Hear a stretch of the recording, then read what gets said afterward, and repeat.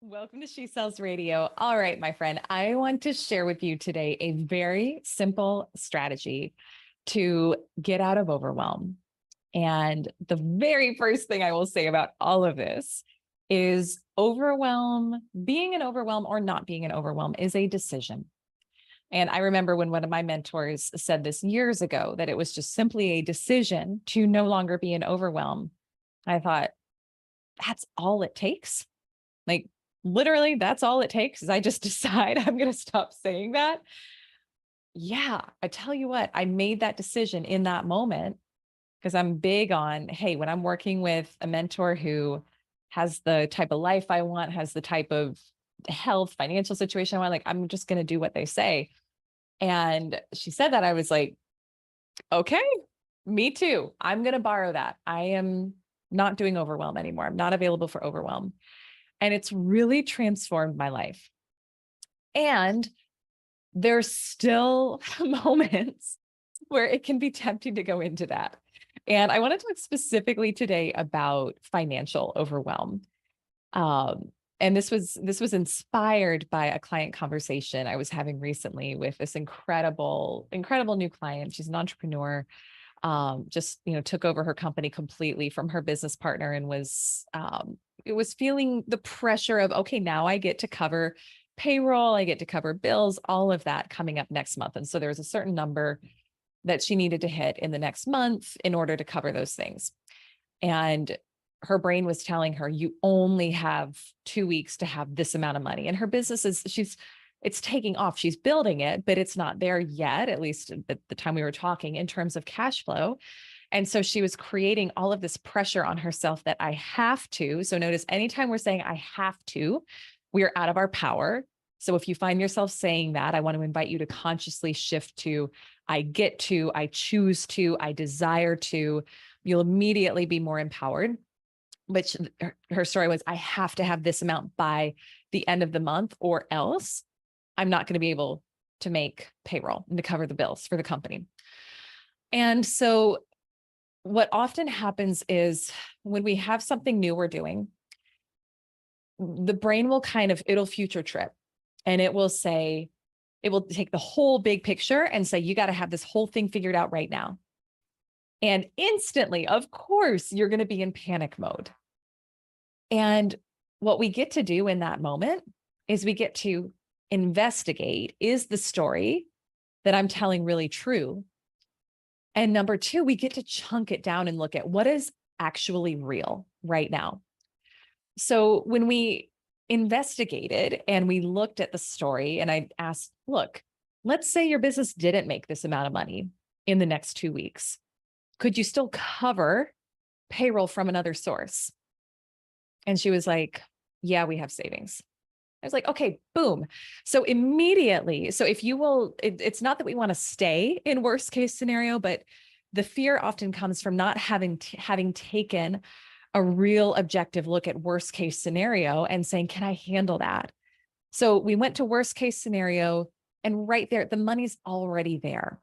So the point is not that we don't want to find other ways to, obviously the reason you're in sales or you have your business is you are committed to generating more money. But I also want us all to open up to money can come from all different channels. And so when we say it has to come and can only come in this one way, we put so much pressure on ourselves, on our businesses, on our clients, and we limit possibility. So instantly when she recognized that if she had to, she could utilize savings, which, by the way, your savings are your money. You get to use it. That's why it's there. She kind of relaxed.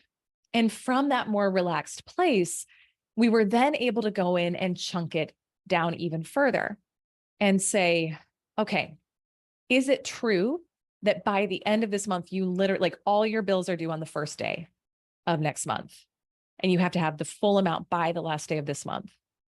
And she said, no. I was like, I bet that amount is spread out over the course of the month, right? She was like, yeah.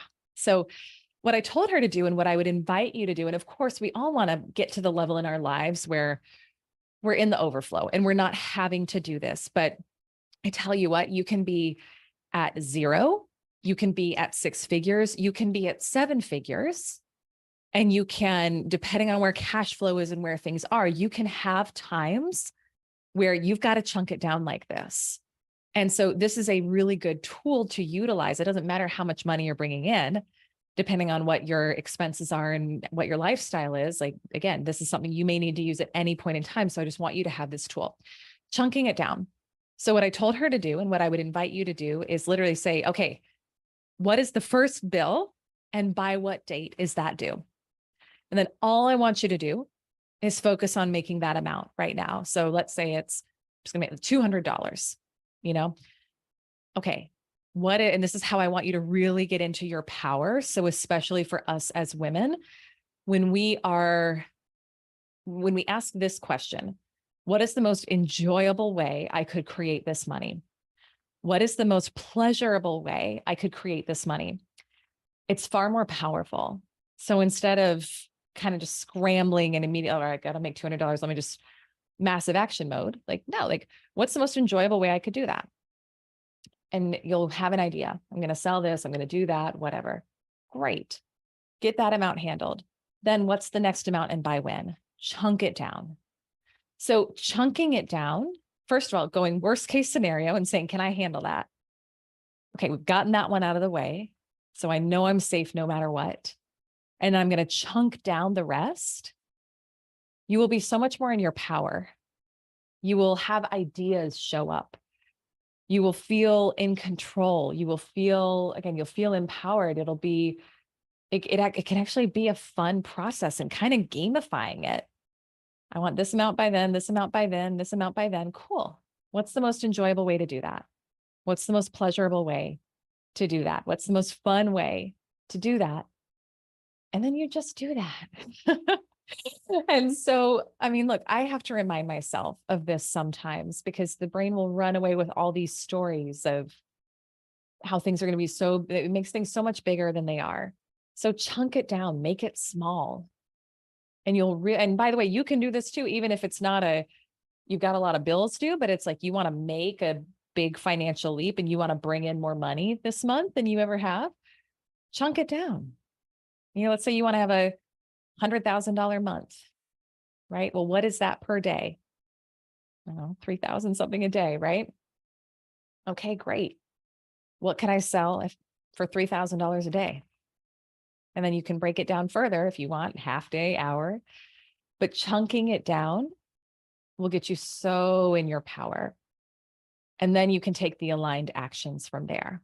So I want to hear what you think about this message today. Send me a DM or share this with a friend. I'm always so honored when you do. I'm at Elyse Archer on all social. And you can also go check out, I've got a lot of freebies, goodies, resources to help you scale to 6 and then 7 figures over on my website, ElyseArcher.com. Thank you so much for listening to this episode. And I will see you on our next episode of She Said.